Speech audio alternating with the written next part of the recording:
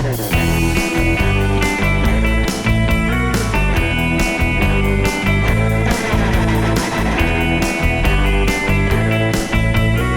them with as much time as possible. And again, they don't need any introductions because they're on the Hoover app. I love you. Thank you. Is this on? Can you hear me? Okay. I don't know, because sometimes I just hear my own voice, but that's normal. We're so excited. This is a panel that came together.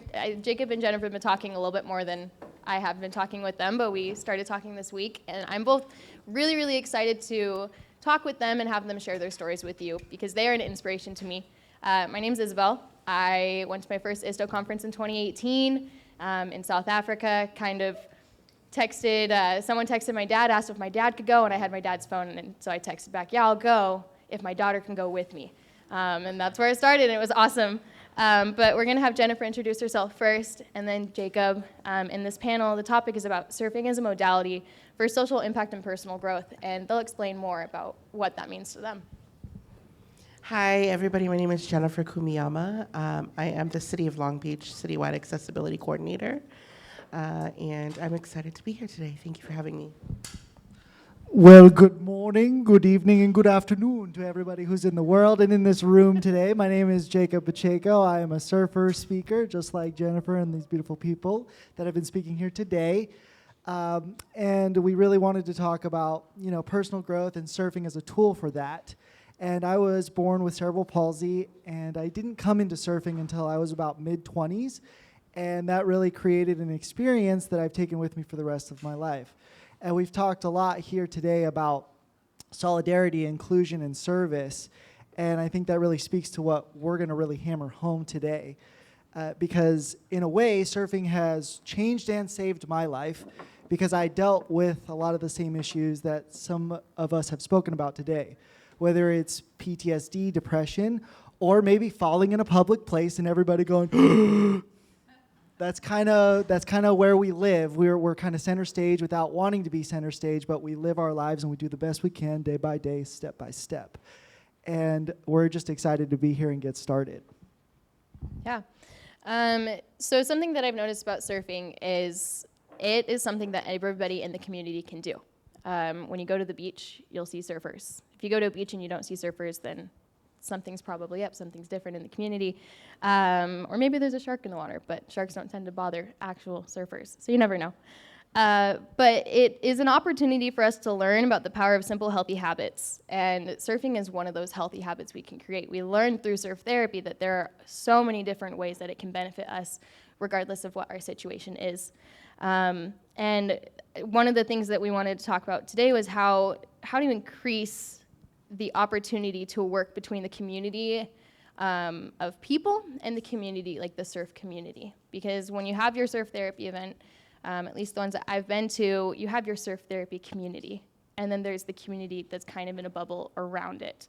And so Jacob and Jennifer, what's something that you've done, or how do you see being able to join that surf community with the community outside of that?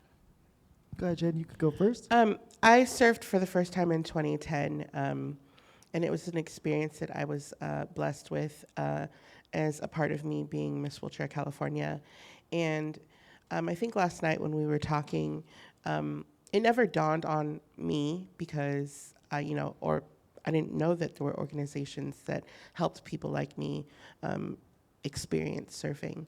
And I think we were talking last night or 2 nights ago about tapping into our inner city communities. People with disabilities tend to live in those neighborhoods because that's where the affordable housing is.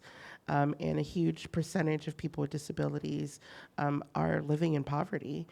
So if we're tapping into our inner city communities, our Black and Brown communities, and folks in those areas, and providing them with this opportunity, it really kind of opens up your mind. As an individual with, I have arthrogryposis, so I've never walked a day in my life. But the first time I surfed, somebody asked me, what did you feel like? And I was like, I've never ran before, but I would probably equate that feeling with surfing. And it was very emotional for me and very life-changing and very liberating and empowering in many, many ways. And I think if we can provide opportunities like that for people like myself and people in neighborhoods that aren't, surf neighborhoods, or, I live in Long Beach. We don't really surf in Long Beach because the water's gross, but Ain't that right? the water's really gross. But if we can just provide opportunities to people like that who would never typically be introduced to things like surfing, I think that would definitely change the world tremendously for the individuals, but also for the community surrounding them. I went on to continue surfing for as long as I physically could. And I would bring my littles. I call them my littles. They're like my little Miss Wheelchairs. Usually in grade school, we would go surfing with different organizations, and it really empowered them to go on to do things like try out for the Paralympics. And I have one of my littles who's not little anymore. She plays for the University of Alabama wheelchair basketball, and they just won the national championship in women's wheelchair basketball. So I feel like it definitely opens the door of opportunity. That's fantastic. Very proud of you, Jen, and it's awesome to see how far you've come. And I think we've all talked about it today. Water is a great equalizer. Anytime we go out into the water, the ocean, it's not about who's stronger, who's faster. It's really about who has more guts, to go for the big wave or to try and catch something and go after it. And Dr. Bishop, Kwame, Joe, those people have hit on these topics where it's building cohesion, bringing people together.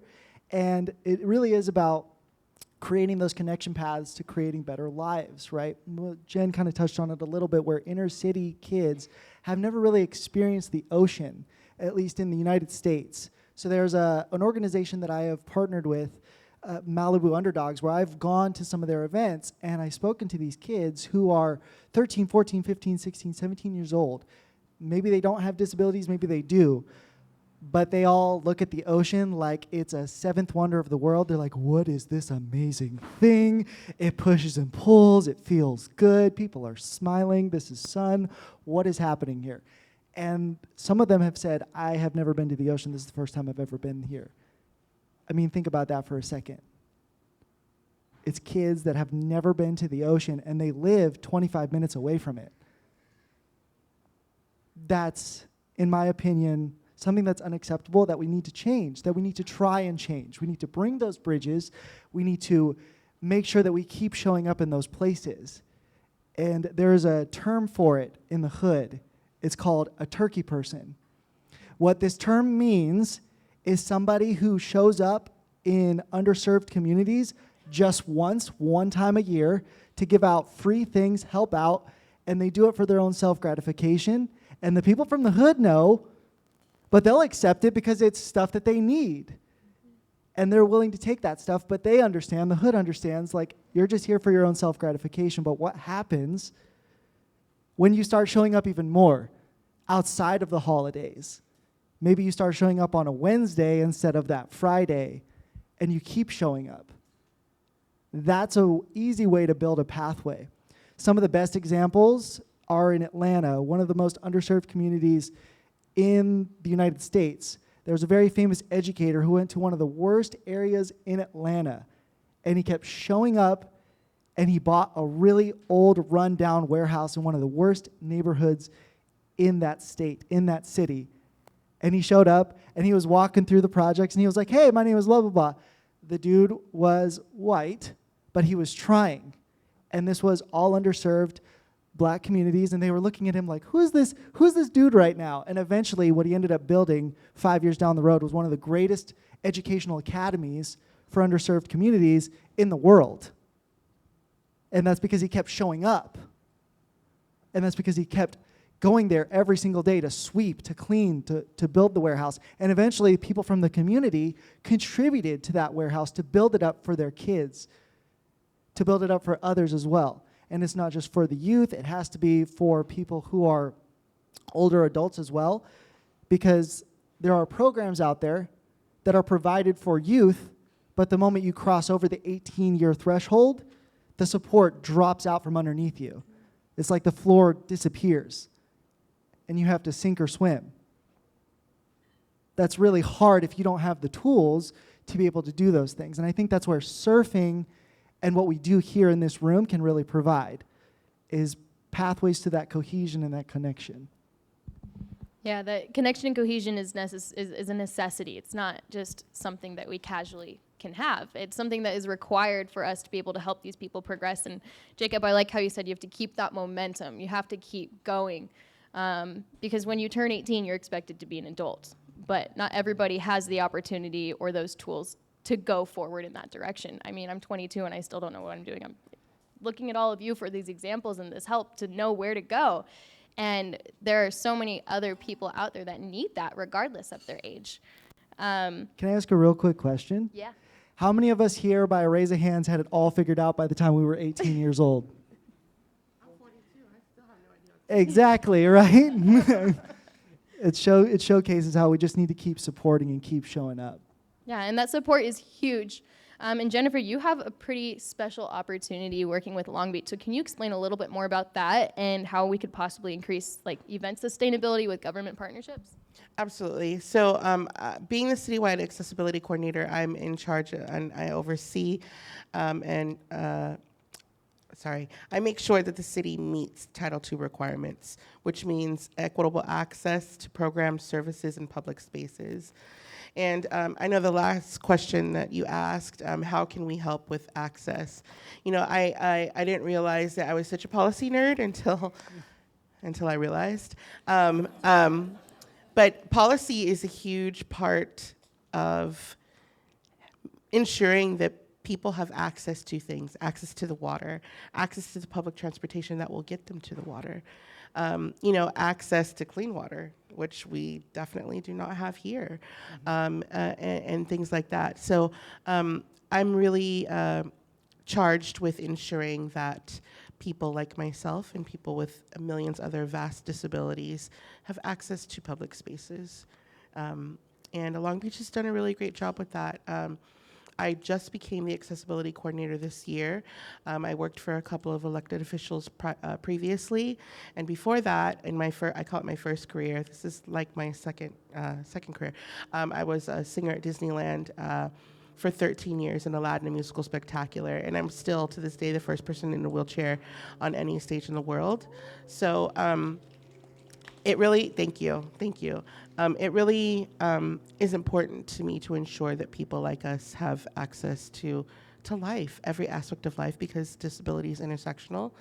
And disability is also one of the only, if not the only community that anybody can become a part of at any time as people are born, as we age, as we get in accidents, and so on and so forth. So our population is vast, but it grows every single year. I think partnerships between your local government is super important. You know, a lot of people think that we are so far detached from, our public representatives, and that's not the case. We vote and we put them in that office, and it's our job to make sure that they keep hearing about what we need and what we want to see in our city, right? Essentially, they work for us, for the people. I think it is important when you own a nonprofit or you are part of a nonprofit to make yourself known. Reach out to your local electeds, your council people, your senators. Let them know who you are. Talk about the things that you provide for the community, the importance of what you provide for the community, and how they can help. I know a lot of people equate help with money, but it's not always necessary. Help is for them just to show up. Maybe connect you to resources where you can find more grants to fund your programs. And also just show up, look and see what's on the city council agenda. Is there anything on the agenda that you should be speaking to and supporting? Long Beach just implemented 3 blue mats to access the water across our waterfront, which is awesome for the water that we don't swim in. But I think, it's important for people to have the same access across the board. Is your local government talking about access to clean water, access to clean air? Is it something that is related to what you do? Absolutely. Then you should be seeing how you can support and speak at city council meetings for those specific items. Looking at an agenda sometimes feels really overwhelming. But, I think once you start that process, you'll turn into a nerd like I did. And that's actually how I got really into policy, is knowing how policy is created, who writes it, where do they get this information. And it's really important for every single one of us to know what's going on in our neighborhoods and affecting not just ourselves, but our community as a whole. Thank you. Jacob, do you have anything to add to that? Yeah, that was a great comprehensive answer, and something to add on to that as well. If you want to keep pushing your narrative towards your elected officials, one thing that they really focus on is data. If you can provide qualitative or quantitative data that shows this is what we're doing and this is why it's important, and if you can back that up with research-proven data, like Jamie did, like James does with his publicly funded programs, it's like putting gasoline to the fire. So generally speaking, how federal funding here works in this country, they drive everything through data.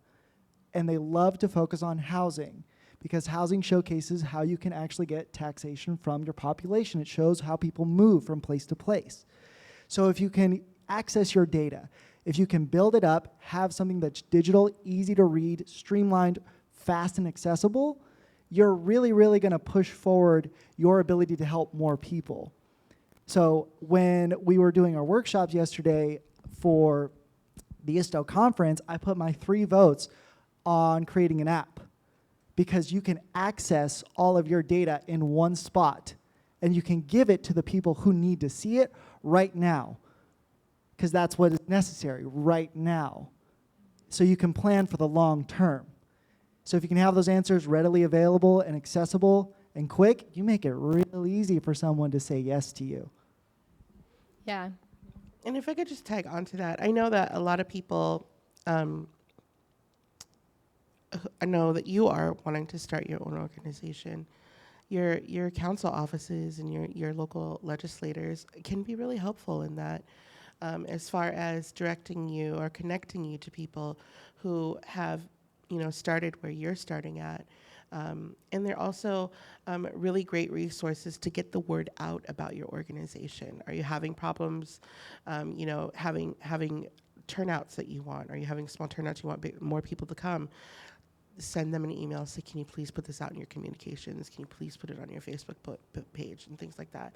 But there are a lot of organizations that will help people start nonprofits, like I know that you want to, from the ground up. And I think that finding, a mentor should be your first order of business.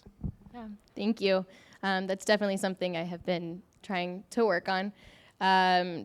To add to that a little bit, I live in Arizona now. My family moved 2 years ago while I was on a church mission, and I didn't expect to go home to Arizona because there's no surf there. Thanks, Mom and Dad. But we ended up moving, and they're building a wave pool there, and it's supposed to be done next year. And I actually had an opportunity this summer to go surf there and to kind of experience what it was like, and to get in on saying, hey, this is a great opportunity to provide surf therapy in Arizona, something that I know for a fact has not been offered in at least the past 5 years. I know it was offered a little bit before that through Surfing with Nixon. But something also to go to the point of what Jacob said about the data is so important. And we have everybody here that has their surf therapy organizations going, and everybody online. And I'm currently a student, and when I need to go analyze or read a research paper for school, and I have the option to pick, I go to the ISTO website. And I go there and I say, hey, I'm going to go look at the research, because my professors have no idea it exists. And so it gives them an opportunity to learn about something new. And when in my first year of college, I took one of my professors to an event at Access Surf in Hawaii and said, hey, this is where this research came from. This is what I'm doing. And it was a really cool opportunity. So that data is not only important for helping those above us, but also helping students and interns and people like that. And helping people understand why it is that we do, like why it's so important. So when are we all going to get invited to the wave pool that you're building in Arizona? Summer 2023. Awesome. I'll put it on my calendar right now. I'll see you there. Fantastic. So where do you begin? We kind of mentioned, giving the data and finding that mentor, but what are other things that you do to help people understand the importance of what you do. Because it's one thing to say, oh, this is what I do, and people can say, oh, that's really cool, but they don't know exactly what it is. So how do you help people? What are your top 5 tips of do's and don'ts, or 3? Of letting people, can you repeat that one more time? Yeah, so where do you begin to help others understand the importance of what you do? You know, mental health and disability affect everybody, especially after this pandemic. I had to stop before I said pandemic because I normally call it a pandose. But it affects every single person. So how can it not be important, right? I think once people realize how it affects communities and individuals directly, they start to see the importance. But I think one of the top 5 things that someone should do is, like Jacob said, data. If I could pick 5, they'd all be data. And tell your story, you know. Has anyone in here seen the documentary called Crip Camp on Netflix? The best. Yes. So the filmmaker's father told him that, you know, when you go out in the real world, you're going to have to talk to everybody because nobody's going to talk to you. And that's the truth. You know, people who don't interact with people with disabilities on a daily basis might have some reservations about approaching somebody, you know, at a bar or at you know, anything. So I feel like that has been a huge reason why I'm so outgoing and talkative. But sharing my story has really been key in getting people to recognize the importance of why we need to always uplift mental health and disability. Fantastic answer. And, you know, to add on to that, you know, Dr. Bishop, Kwame talked about it. I asked a question about it yesterday when we were talking about, so you want to run a charity. I think you are looking at 2 living examples of what nonprofit volunteerism and human will can do to human lives. You know, just a little background on myself. I grew up in low income. I was supposed to be dead by the time I was 16. I'm 32 now. So who's right? Right? Here's my point about that. I'm here because of you. I exist, I'm alive, I breathe because of people like you.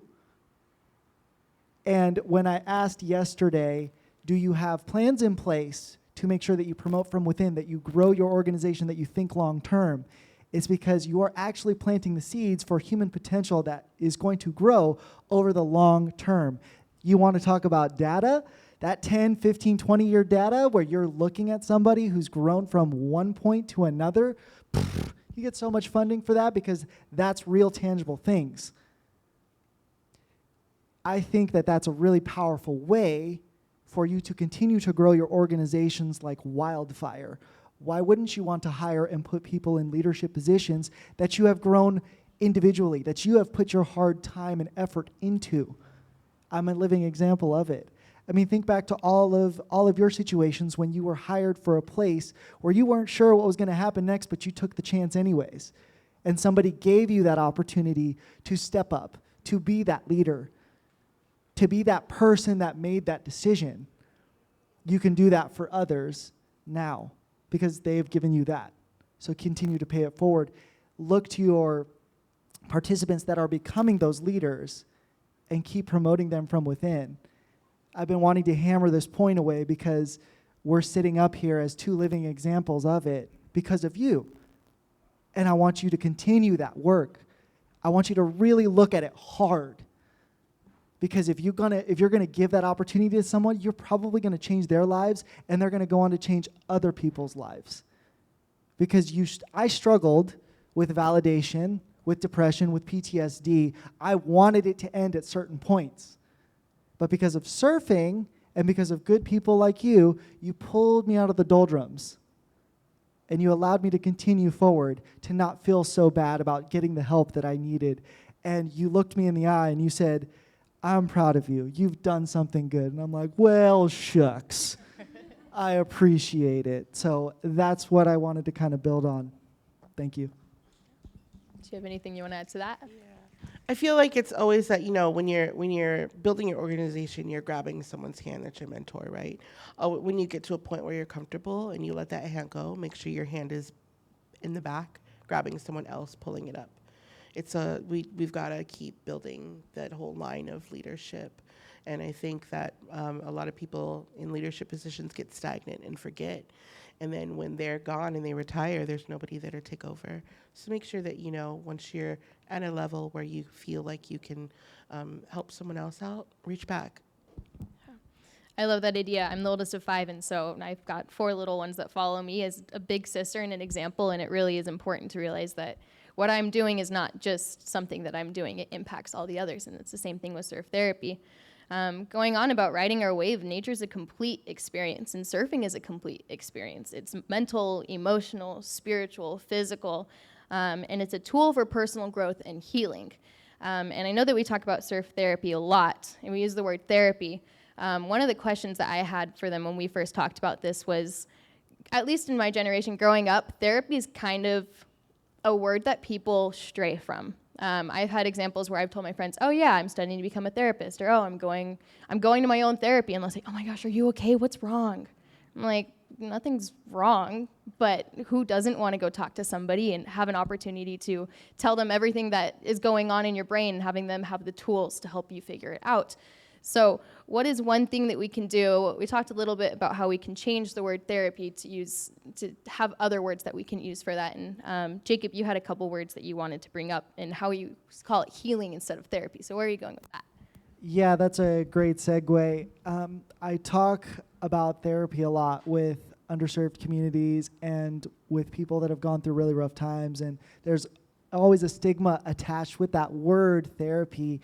And I have kind of turned it around to talk about healing instead.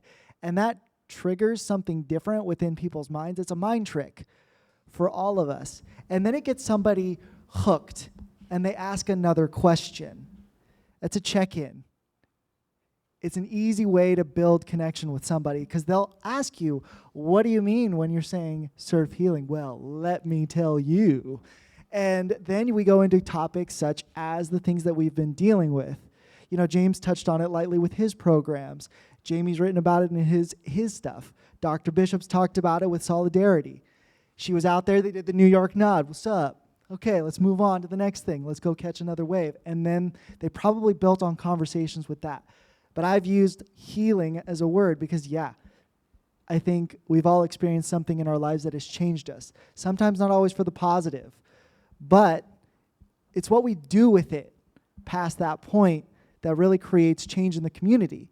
So I use healing as that word, and I always send a heart with a bandage, and people are like, what are you recovering from? I'm like, my heart is recovered. It's a bandage. It's healing. It's good. We're good. It doesn't have to always be pretty, but it's mine, and so I think it's freaking good, gorgeous, delicious, and I'm a stud muffin, so there we go, And so that's where I would go with that one. Jen, you want to add anything? Not really, other than I'm a huge fan of therapy, all forms of it. Talk therapy, surf therapy. I love me a good sound bath. So whatever your therapy is outside of surf, I encourage you to explore that as well. And encourage others to do the same. I do a lot of art therapy and things like that too. But I'm here for therapy. Therapy's cool. And a lot of people, especially in communities of color, they're like, oh, I don't do therapy. I go to church. It's okay to love Jesus and go to therapy, bro. Like, it's totally okay. He told me to tell you that it's good. Boom. And I wanted to add upon that. We had a great question about burnout for caregivers and providers for doing surf therapy. And I can sum it up in a few words: boundaries and the ability to say no. I understand everyone in the room here has a giant heart and you want to serve as many people as you can. And sometimes when you do that stuff, you get things that are projected on you or things that you weren't really ready for. Having those boundaries and being able to set those boundaries and be firm in them, I think will really help aid us with burnout and the ability to self-help ourselves. Because we have to be able to help ourselves before we can help others. And it's really, really important to have those strong boundaries and to not be permeable in those things. And it's okay to say, not right now, but maybe tomorrow. It's all right. I know you guys love to serve. I appreciate you for it. But when you are tired, go get you some sleep and go binge on some Netflix, all right? And I'm giggling because my partner and my caregiver, Robert, is here, and he's looking at me like, and I was like, I know, I just left you for a week. Came back from New York. I asked him, I said, are you good? Are you good? But he always tells me, no, maybe tomorrow. And as a person with a disability, like, I mean, it's kind of a double-edged sword. Like, it's great to have, caregivers and things like that. But it also kind of sucks because there's some times where I just want to get up and go. But, in order for him to take care of me, I have to make sure that he's taken care of too. But yeah, I appreciate all my caregivers a lot, and I'm grateful for them. And it's okay, and like Jacob said, it's okay to say no. The reality of being a person with a disability is accepting the fact that not everybody is at a place where they're able to help someone else, and that is okay. Yeah, I like the way that you both put that. It went really well with the idea of just being able to, surf therapy and therapy in general, just being a giving person is about having some heart to give. And I've definitely experienced that burnout of giving all of my heart and then realizing I didn't have enough to take care of myself. And it's hard, but it's also important to realize that, like, we all need our own surf therapy as well. The past couple times I've come to visit California have been for surf therapy events, and I love it. But I will not lie that coming and being able to surf for myself and not have to like help a friend I brought along or like teach them how to surf and I can just go out in the lineup, I'm like, this is fantastic, because we all need our own surf therapy. It's important to take care of ourselves, and it's also okay to not be okay. And it's an opportunity for us to realize that, like, life it's not just going straight up, it's not going down, it's not plateau, it's a roller coaster. We're going all over the place. It's a wave, exactly. So if you can't tell, Jennifer and Jacob are both really confident, and I really admire that about them. And so a question that I had was, how do you use that confidence to create purposeful action in what you do? Well, I kind of just did it when I was walking up here onto stage. I fell right in the middle of the floor, and everybody gasped, and I was like, well, this is a Monday. Here we go. It's about picking yourself back up and understanding that not everything's cut and dry. And, it's just putting one foot in front of the other.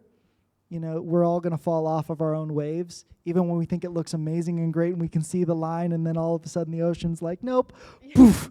And then you get a saltwater smoothie to the face. It's wonderful. It's really about understanding that not everything works out, managing expectations, and moving from there. I know you're all in this for the right reasons, and you've managed your expectations so well that it has gotten you to this point right here, right now. And then you can take that confidence and put it towards purposeful action, like asking people to help fundraise or to support your organization. And yesterday, during our So You Want to Run a Charity event, there was the 10-to-1 ratio. And then I thought to myself, I was like, yeah. And then you call the participants, and we help turn that 1 to maybe a 9 or a 10, because we know how to tell the story right and play on some heartstrings to help you continue your mission forward. And we're willing to do it, and because you've helped foster that confidence. Now, the portion of that, or the transition of that, is to not take advantage of the people that you've built up, because it's happened before, and it's starting to grow a little bit more, and we need to understand where that line is, because we don't want to turn that confidence back onto itself and create a vicious cycle. So that's one way I think we can turn that confidence to purposeful action. I always think about, like, I always ask myself a question: is what I'm doing intentional, or what are my intentions? And our intentions can change from day to day. And I think that as long as it comes from a place of honesty, and is it okay for you? Like, are you okay with this? Like, I think that, it really helps you. Like I know that it might seem like, Jacob, and I'm just going to speak for myself. I know that it seems like we're confident, but I personally have days where I'm just like, I just want to be a shut-in, I feel like I overcompensate for the lack of knowledge that society has on how to interact with people with disabilities by being confident. So that is the reason why I am the way that I am today. But, I feel like as long as we're intentional about what we're doing and about the life that we live, that we're going to be good. I like that a lot. It shows that you guys are both self-aware and you recognize who you guys are, and you take those days where you might not be as confident as other days, but that's what helps propel you forward. The last little bit that we have and we were going to talk about is the future of alternative sports as modality for therapy and the social impact and self-help of that. And I don't even have to ask a question about this when Jacob just gets excited. So do you want to just start talking about it? Alternative sport has been growing as a modality for therapy and treatment and a way of self-expression. I came to surfing at the tail end of my sporting journey. I tried 7 different sports before I found surfing, and that was because of a lack of ability to participate. But the water is an exceptional equalizer, like I started off with. It's a gut check. There's a lot of people that don't want to paddle for an 8-foot wave, but if you have the guts to do it, most people ain't going to stop you, and they're going to be like, wow. And then you're just like, it's a Monday. They're like, whoa. It's great. Now, taking that and plugging that into healing and therapy, again, it's all about data. Can you provide the data, whether it's qualitative, quantitative, to showcase that it is a viable alternative outside of the clinic, outside of the room? Your room is nature. And we all know in this area, I was going to say room, but we're not in a room. It's a universal component of life. And I think that that's where it's going. I think it's super, super powerful.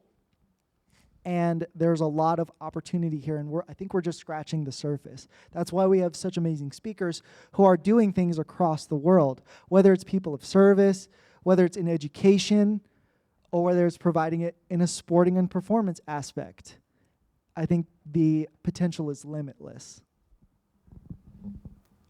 I'm the oldest of 6 kids, and my dad was like, you get up, brush your teeth, eat breakfast, clean up the house, get out my house so it stays clean, right?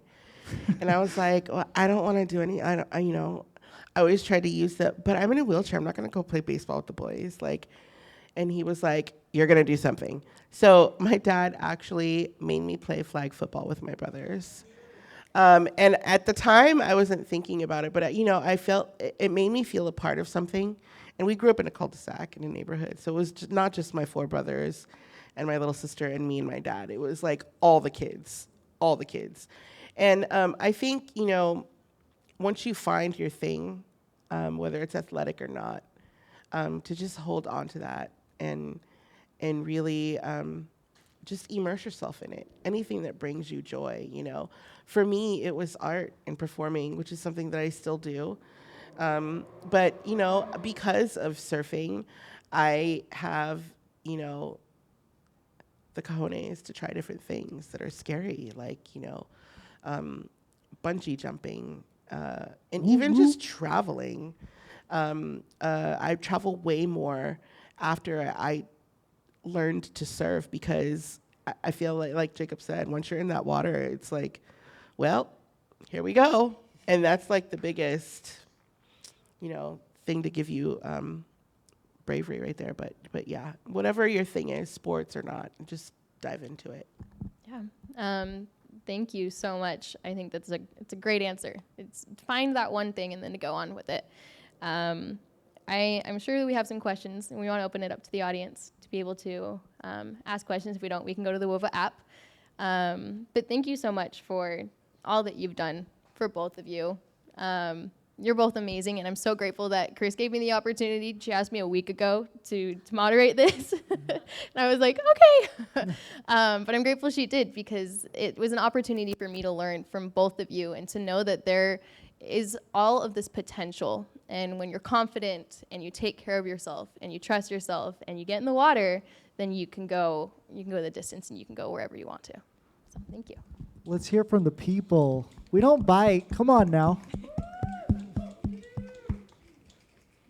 Come on now.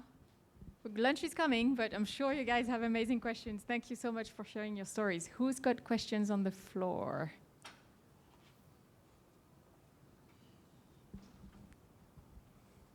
Yeah? Yay.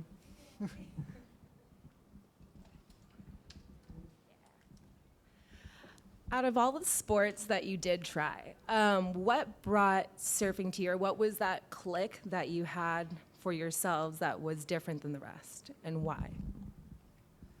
I'll start. Surfing for me was the ability to push myself as far as I could go and not have anybody tell me to really stop.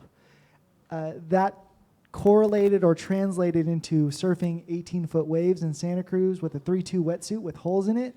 Probably not a great decision, but absolutely legendary, because the locals there looked at me and they're like, "You're nuts, but you're a legend." I was like, my life is complete. This is good. This is good. That was where it clicked, was the water is the judge, jury, and executor. Not a coach, not a teacher who said, I can't, I shouldn't, too small, too slow, too weak. The ocean was like, do you got the guts? Because I got the board, I got the wave, do you got the guts? And I was like, in spades, man, in spades. And that's where it really kind of clicked for me. I think for me, I know that I mentioned that my first surf experience was super emotional because I literally felt like I was running. But, you know, Jacob's right. Like, once you're in the water, you're like, well, it's it. This is it.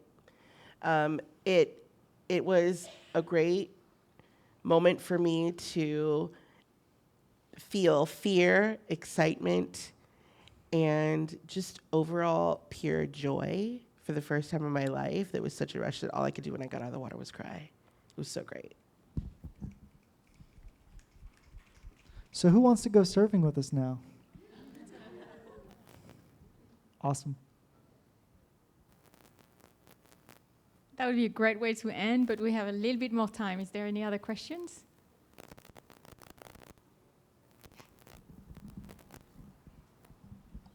You mentioned earlier about reaching out to public officials. Can you give us an effective strategy you think that, because I know that's easier said than done maybe, and I wouldn't even really understand how to go about that. But, you know, every public official has a chief of staff, and they should have a field deputy.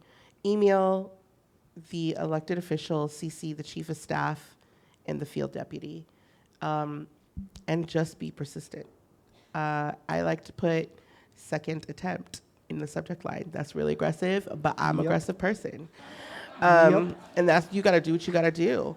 And, you know, show up at things that show up at events that they're hosting, whether it be like a free movie night or like, you know, a lot of people are doing coffee with an elected, things like that, or learn about what your local budget is, like go to a budget meeting and just make yourself known. And, you know, it's the staff, as a staffer, I can say this, it's the staff's responsibility to reach back out to you. So if you're not getting anything back from the staff, you go to that event and be like, I've emailed you several times, but I haven't heard from you. You know, I know that seems very passive aggressive, but you gotta do what you gotta do. You know, and once they realize that you're not going anywhere, they're like, okay, we gotta do it. And some people are great at responding. I was perfect. But not always. And, you know, we do, as staffers, have a lot on their plate. When you think about it in Long Beach, per district, it's like 1 part-time elected official, 3 full-time staffs for 55,000 people. That's a lot of work. So give a little grace, but also be persistent. You can also go to their town hall meetings as well, and you can listen to what they're putting their money towards, and you can find out pathways to contribute to that as well. So, for example, we were trying to build a complex in San Juan Capistrano that involved a wave pool, but also a therapy section. And the county supervisor went first before the project was presented. I listened to what the county supervisor was talking about. She's focusing on creating sustainable housing for homeless, but also make sure that they are rehabilitated to become contributing members of society. Well, as I mentioned before, what do governments care about? They care about data and they care about housing. And if you can provide both to them, it's like taking candy from a baby, right? So I went to the project and I was like, were you listening to their presentation? They're like, no. I said, then you missed an opportunity because you can provide a stream of employment for the homeless program that she's trying to fund.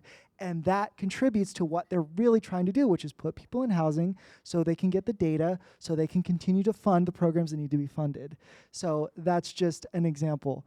But those town hall meetings are really, really opportune moments, like Jennifer said, to say, I've emailed you 6 times and you haven't replied. Hopefully it won't be 6. But also, too, I wouldn't make your first ask a monetary ask. I would make it, I would request an introductory meeting to talk to the member or staff about your organization. You know, ask for 30 minutes, tell them who you are, where you come from, what you're doing, and who you're helping. And when you do make the money ask, make sure it's printed out, like, you know, at this level, this is what you get. Like, what does the elected office get for giving you X amount of dollars, you know, other than their name and logo on a flyer? Can they speak at your event? You've got to get creative, you know, things like that. And keep it to 1 page. 1 page or less. If you can keep it to 1 page or less, everybody loves that. It's really, really efficient use of time, and people love it. It's one of the reasons why we were able to secure pretty major funding for Shriners Children's Hospital, which I'm a former patient of. It's because we kept everything very short, streamlined, and efficient. So just value people's time is what I would highly, highly recommend. Great advice, very tangible. Great. Okay, last attempt. Great. Another question. Yes, we love the questions. Keep them coming. Hello, thank you so much. I haven't fully formed this question, but I'm like thinking of a couple different things in my head. So I work with youth experiencing homelessness. And so it's very like within the system, like we're doing a lot of like housing, food, and we come up against a lot of barriers. And I'm kind of dreaming up creating a program like surf therapy, but in Minnesota, so it'd be like lake therapy. But what I'm curious about is like, what are some, and you've both already spoken to this a little bit, but what are some really key ingredients for creating a system of access that is like sustainable long term? Is it being a part of something for a day, having access to like continued community, or what are those really key things that stick out in a meaningful program? So I live on the west side of Long Beach, which is right by the 710 freeway in the port. And I'm very involved in the community through my neighborhood association, and I roll those streets almost every day. The community respects people who are consistently there. They respect and they value people who are consistently there, whether it's in the capacity that you are just speaking to, or in different capacities, just like attending other organizations and being there for the community. I think that's super important. As far as sustainability, make sure that you and your team are training somebody behind you. Make sure that you're always seeking out new members of the community, especially since the pandemic. A lot of people are coming and going, right? We see a lot of people moving out of town, a lot of people moving in town. I feel like that's going to be happening for a while until people can get back on their feet and find, housing that's going to be more permanent. Know your community. What are their needs? What do they like to see in the community? And just I can't say anything more than just be there, be present, and just always have an open mind. Be creative, I always brainstorm, like, how can I get more people at my neighborhood association meeting, just as an example. We've done everything from, like, hosting free ice cream, to coffees, or, like, having open houses and things like that, and it works. People will eventually come. But I think that's really awesome what you're doing. There are a lot more homeless kids than people like to realize, which is really unfortunate. So thank you for your work.